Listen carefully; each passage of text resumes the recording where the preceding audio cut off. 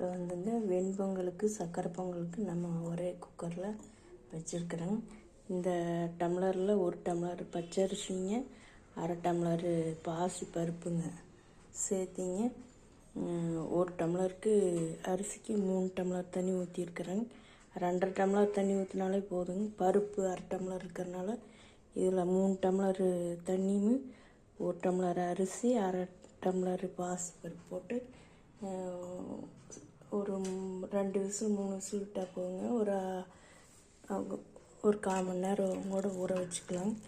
இந்த சாப்பாட்டை வந்து இப்போ நம்ம மண்டை வெல்ல பாகு காய்ச்சி வச்சுருக்குறேங்க.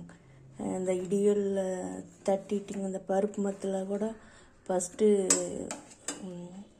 ஏலக்காய் தட்டிட்டுங்க, நம்ம மண்டை வெல்லத்தை தட்டிட்டுங்க, கொஞ்சமாக தண்ணி ஊற்றி கொதிக்க வச்சுட்டுங்க, நம்ம இதில் கொஞ்சம் எண்ணெய் ஊற்றி ஃபஸ்ட்டு எண்ணெயில் நெய் ஊற்றி நம்ம இந்த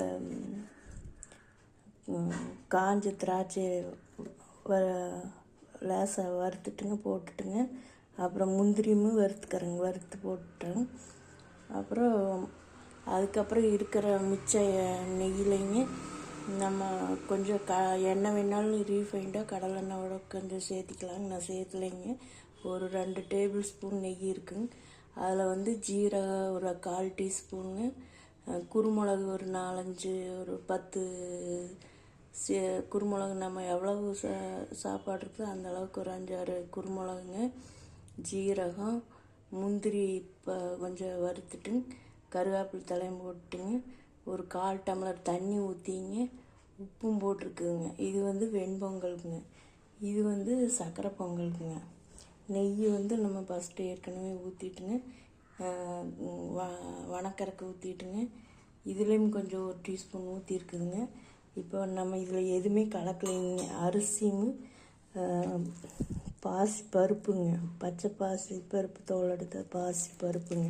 இப்போ வந்து நம்ம இதில் வந்து நம்ம எவ்வளவு வெண்பொங்கல் வேணுமோ அந்த அளவுக்கு உப்பு போட்டுக்கலாங்க. இப்போ வந்து நம்ம இதில் வந்து வெண்பொங்கலுக்கு போட்டுக்கிறோங்க.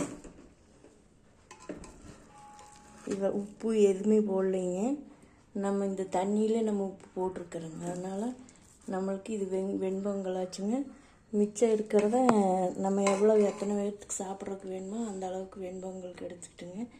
இந்த பாகு கொஞ்சம் அதிகமாக இருந்தாலும் கூட நம்ம முந்திரி திராட்சையெல்லாம் போடாதுங்க, கொஞ்சம் டீக்கியோடு எடுத்து வைக்கணும்னு வச்சுக்கலாம். நம்மளுக்கு இது கரெக்டாக இருக்குங்க. நம்ம இதை எடுத்து இந்த குக்கரில் இருக்கிறது இதை எடுத்து போடுறதுக்கு சிரமமாக இருந்ததுன்னா நம்ம இப்படியே ஊற்றிக்கலாங்க. இப்படியே ஊற்றிட்டுங்க, நம்ம வந்து ரொம்ப தண்ணி மாதிரி கொஞ்சம் கொலன்னு இருந்ததுன்னா நம்ம ஸ்டவ்வை பற்ற வச்சு கொஞ்சம் சுண்ட வச்சுக்கலாங்க. இப்போ சூடாகத்தான் இருக்குதுங்க சாப்பாடு. நல்லா கிளறி விட்டால் இது சக்கரை பொங்கல் வச்சுங்க. இது வந்து நம்மளுக்கு வெண்பொங்கலுங்க. 2 தனித்தனியாக வைக்கிறதுக்குங்க. நம்ம வெண்பொங்கல் சக்கரை பொங்கல் எப்போவுமே நான் அது மாதிரி வைப்பேன். உப்பு அந்த தண்ணி அந்த எல்லாம் வணங்கின முன்னாடி 1/4 டம்ளர் தண்ணியில் உப்பு போட்டு கொதிக்க வச்ச முன்னாடிங்க நம்ம ஸ்டவ்வை கூட ஆஃப் பண்ணிடலாமுங்க. நம்ம சாப்பிட்றப்ப வந்து சூடு பண்ணிக்கலாங்க. அப்படியும் நம்ம கெட்டியாகிடுச்சுன்னா கொஞ்சம் மறுபடியும் சுடு பண்ணி வச்சு ஊற்றிக்கலாங்க. இப்போ வெண்பொங்கல் ரெடி ஆயிடுச்சுங்க. உப்பு பார்த்து நம்ம கரெக்டாக பொடி போட்டுக்கலாங்க.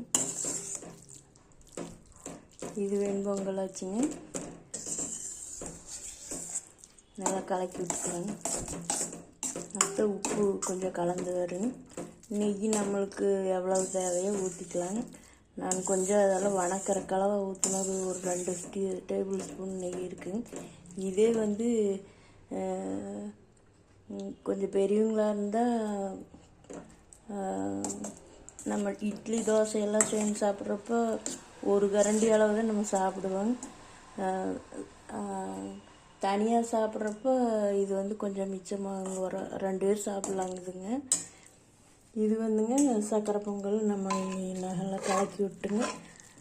அடியெல்லாம் முடிக்கலைங்க, நல்லா வெந்திருக்குங்க. ஒரு 1/2 மணி நேரமே ஊறி இருக்குங்க அரிசி.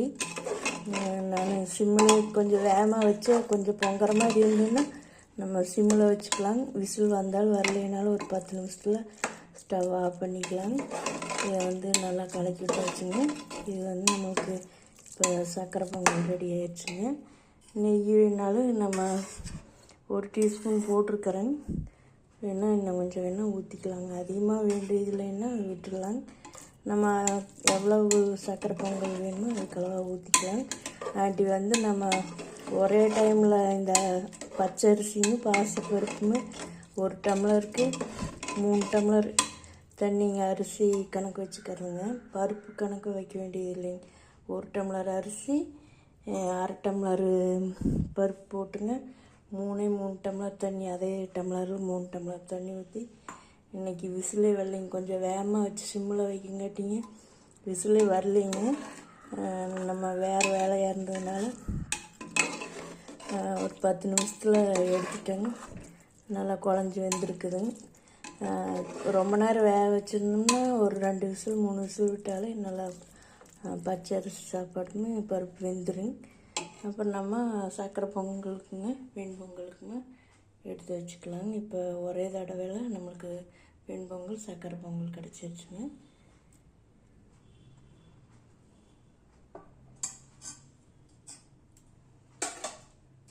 நம்மளுக்கு இந்த மாதிரி மிச்சம் இருந்ததுன்னா இதில் கொஞ்சம் தண்ணி ஊற்றிங்க, டீ தூள் போட்டு நம்ம டீ வச்சுக்கலாங்க. ஏலக்காய் இது மண்டவெல்ல இந்த இருக்குதுங்க. இதில் கொஞ்சம் தண்ணி ஊற்றி டீ தூள் கொதிக்க வச்சு நம்ம பால் கலக்கி வேணுங்கெல்லாம் நம்ம குடிச்சிக்கலாம். இப்போ இதை வந்து நம்ம வேணால் மூடி வச்சிடலாங்க. இது சூடு ஆறிடுச்சுன்னா கூட நம்ம சூடு பண்ணிக்கலாம். இதுவும் அப்படித்தானுங்க. கொஞ்சம் கெட்டியாகிடுச்சுன்னா கொஞ்சம் சுடு தண்ணி வச்சு கலக்கலாங்க. நம்ம இனி பத்தலைனாலும் கூட மறுபடியும் போட்டுக்கலாங்க. இது கரெக்டாக தான் இருக்குங்க. சர்க்கரை பொங்கலுங்க வெண்பொங்கல் நம்மளுக்கு ரெடி ஆகிடுச்சுங்க.